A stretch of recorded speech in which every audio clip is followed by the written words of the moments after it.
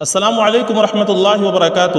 محترم ناظرین و سامعین، امید ہے کہ آپ سب خیر و عافیت سے ہوں گے۔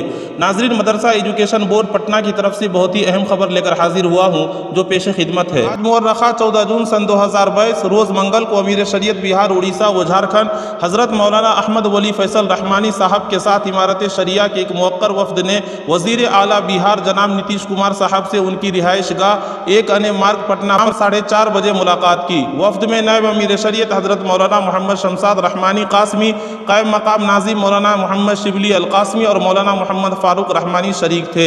حضرت امیر شریعت نے وزیر اعلیٰ کے سامنے تفصیل کے ساتھ مسلمانوں کے مسائل بالخصوص بہار اسٹیٹ مدرسہ ایجوکیشن بورڈ پٹنہ کے تعلق سے حکومت کے حالیہ تینوں نوٹیفیکیشن 395، 396 اور 397 کے سلسلے میں اہم نکات کو رکھا۔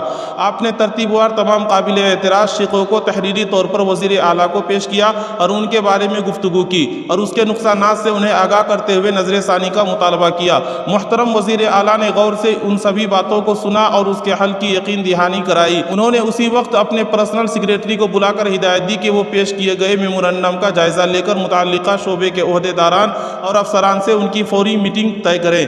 انہوں نے حضرت امیر شریعت سے وعدہ کیا کہ وہ ان سبھی امور پر متعلقہ شعبے کے ذمہ داروں سے بات کریں گے اور نوٹیفیکیشن کا دوبارہ جائزہ لے کر قابل اعتراض امور کو ہٹانے کے سلسلے میں ضروری اقدامات کریں گے۔ ہم چاہتے ہیں کہ مدارس کا معیار بلند ہو اور ان میں بہتر سے بہتر تعلیم ہو۔ حضرت امیر شریعت نے وزیر اعلیٰ بہار سے اقلیتوں سے متعلق دیگر اہم معاملات پر بھی بات کی۔ آپ نے کہا کہ بہار اسٹیٹ مدرسہ ایجوکیشن بورڈ، بہار اردو اکیڈمی، مائنورٹی کمیشن جیسے اہم اقلیتی اداروں میں چیئرمین کی تقرری نہیں ہوئی ہے۔ ان کے علاوہ بھی کئی اہم عہدے خالی پڑے ہیں جس کی وجہ سے یہ ادارے تعطل کا شکار ہے۔